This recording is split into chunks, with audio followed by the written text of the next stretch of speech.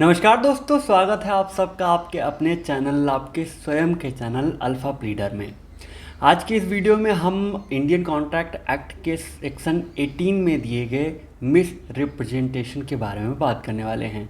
अपने पिछले वीडियो में हमने सेक्शन 17 में दिए गए फ्रॉड के बारे में बात की थी, जहां पर अगर ये बताया था कि भाई अगर कॉन्ट्रैक्ट है, एग्रीमेंट है जो फ्रॉड से किया गया है, तो वो कॉन्ट्रैक्ट वॉइडेबल हो जाएगा। और आज हम सेक्शन 18 को इसको कंटिन्यू करते हुए इस पूरे सीरीज़ को आज सेक्शन 18 के बारे में बात करेंगे, जिसमें दिया गया है मिस रिप्रेजेंटेशन के बारे में। तो मिस रिप्रेजेंटेशन के इस वीडियो को बिना किसी अनावश्यक भूमिका के चलिए आराम से प्रारंभ करते हैं।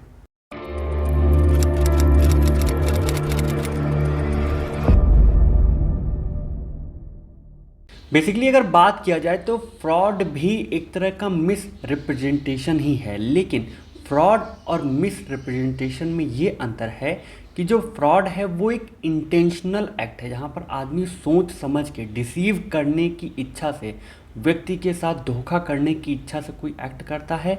और जबकि सेक्शन 18 में दिया गया ये पॉइंट जो है, जो मिस रिप्रेजेंटेशन है, यहाँ पर व्यक्ति इनोसेंटली मतलब कोई उसका इच्छा नहीं होता, कोई इंटेंशन नहीं होता डिसीव करने का, और फिर वो ऐसी गलती कर देता है, ऐसा कुछ झूठ वगैरह वाला कोई कांड कोई कृत्य कर देता है।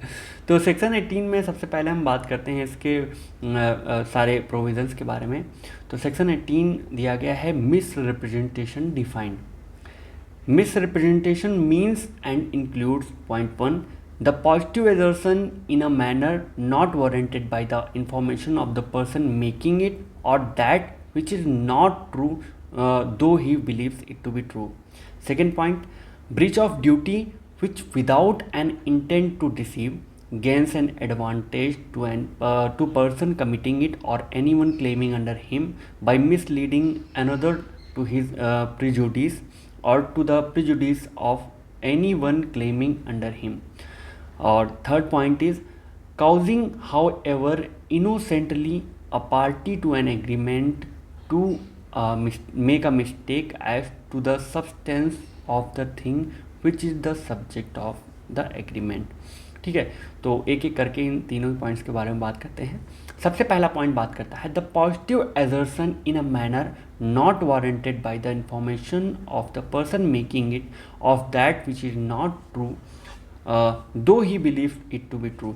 यानी कि यहाँ पर एक व्यक्ति के द्वारा एक ऐसा पॉजिटिव एजर्शन किया जाता है, एक सकारात्मक एक वो एजर्शन किया जाता है किसी फैक्ट के बारे में, किसी तथ्य के बारे में, ये बिलीव करते हुए कि ये सत्य है, जबकि वास्तव में वो सत्य नहीं होता।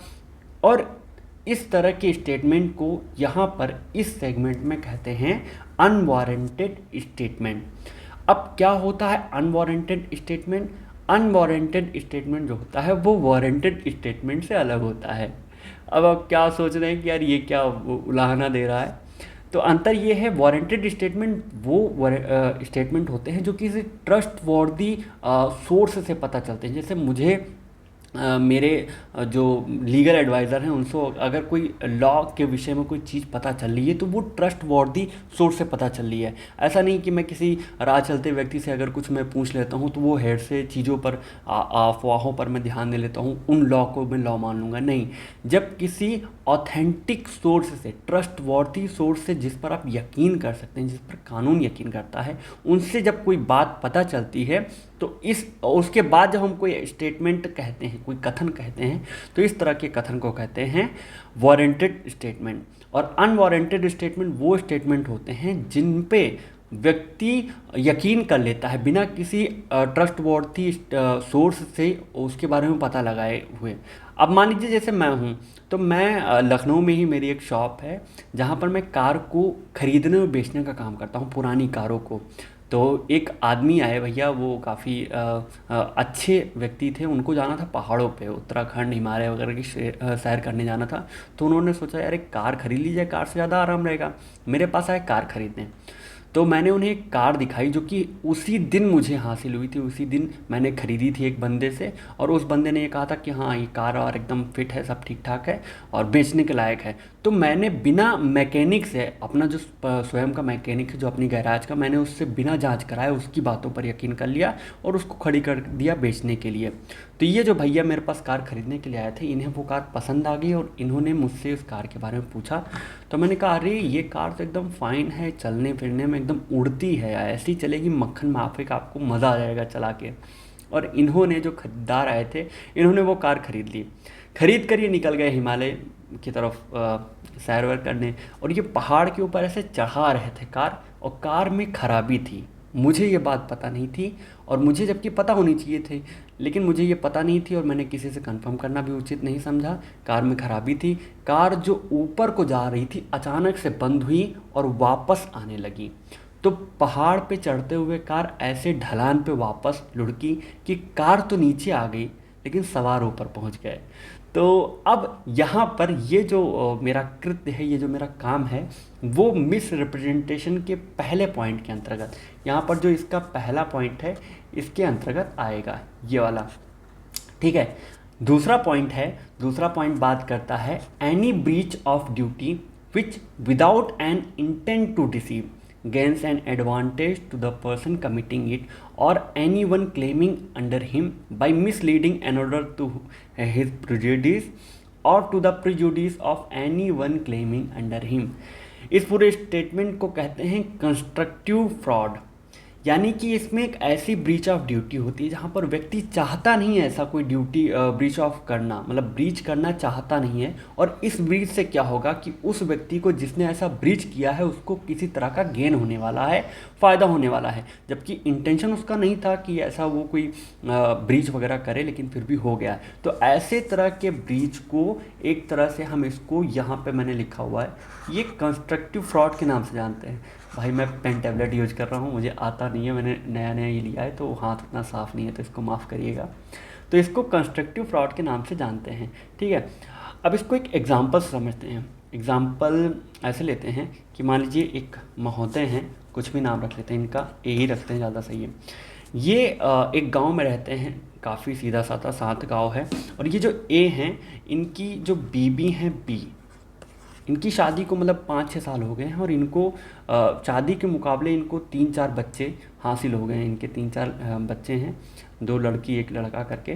तो इन्होंने ये सोचा कि यार अब बहुत हुआ, अब बच्चे पैदा नहीं करना है। तो ये जो महोदय हैं ए, ये जाते हैं अपने गांव के ही एकमात्र हॉस्पिटल पे, जो कि प्राइवेट हॉस्पिटल है। वहाँ जाकर ये कहते हैं कि भैया हमने बच्चे पैदा कर लिए, तमन्नाएं पूरी हो चुकी हैं, तो हमारी कर दो नसबंदी। और ये अपनी नसबंदी करा लेते हैं इस हॉस्पिटल से। ये इनकी लोकेलिटी का ये एक ऐसा हॉस्पिटल है जिसके करीब आसपास 20-25 किलोमीटर तक कोई दूसरा हॉस्पिटल नहीं है। इस हॉस्पिटल के डॉक्टर ने इनकी कर दी नसबंदी, और ये एकदम निश्चिंत होकर आ जाते हैं वापस अपनी ज़िंदगी में। सोचते हैं कि यार नसबंदी वगैरह तो हो गया, अब एकदम ज़िंदगी अच्छे से काटते हैं, मौज करते हैं। इसी के सिलसिले में कुछ दिन बाद, इनको 2-3 महीने बाद पता चलता है कि इनकी जो बीबी हैं, वाइफ इनकी, ये बी, ये फिर से प्रेग्नेंट हो गई। अब ये एकदम भाई डॉक्टर के ऊपर एकदम ये गुस्सा क्रोधातरित हो जाते हैं, लाल हो जाते हैं कि अरे यार इन लोगों ने क्या कर दिया, नसबंदी भी कर दी और ये मेरी बीबी कैसे प्रेग्नेंट हो गई।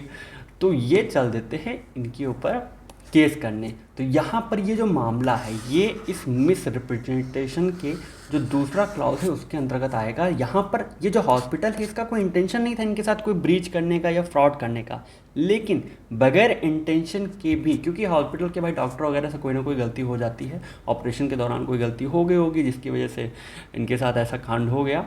तो इन्होंने ना चाहते हुए ऐसा कुछ एक्ट कर दिया जिससे कि, क्योंकि अब ये अकेला हॉस्पिटल है पूरे लोकेलिटी में, तो अब जब इनकी बीबी प्रेग्नेंट हुई है, इनकी तबीयत ख़राब होगी, इनका जितना भी काम होगा, ये इनकी डिलीवरी वगैरह इसी हॉस्पिटल में होगी ना, तो सारा कुछ खर्चा, सारा कुछ इनकम, सारा कुछ जो ए का पैसा वैसा है सब यही हॉस्पिटल वाले ले जाएंगे। तो यहाँ पर ए को नुकसान हो रहा है और जो हॉस्पिटल है उसको फ़ायदा हो रहा है, अनइंटेंशनल गेन हो रहा है। और ये एक तरह से कंस्ट्रक्टिव फ्रॉड की डेफिनेशन में आएगा, मिस रिप्रेजेंटेशन के दूसरे पॉइंट की डेफिनेशन में आएगा। यहाँ पर ब्रीच ऑफ ड्यूटी हुई। और तीसरे पॉइंट के अंतर्गत ये बताया गया है कि यहाँ पर एक व्यक्ति कुछ ऐसा एक्ट करता है जिसके रिएक्शन में, जिसके प्रत्युत्तर में सामने वाला बंदा जो कि पार्टी है एक एग्रीमेंट का, वो कोई मिस्टेक कर देता, वो कोई गलती कर देता है, जिसकी वजह मतलब उस मामले को लेकर, उस सब्जेक्ट मैटर को लेकर गलती कर देता है, जो कि इसमें एक मटेरियल थिंग है, जो यहाँ की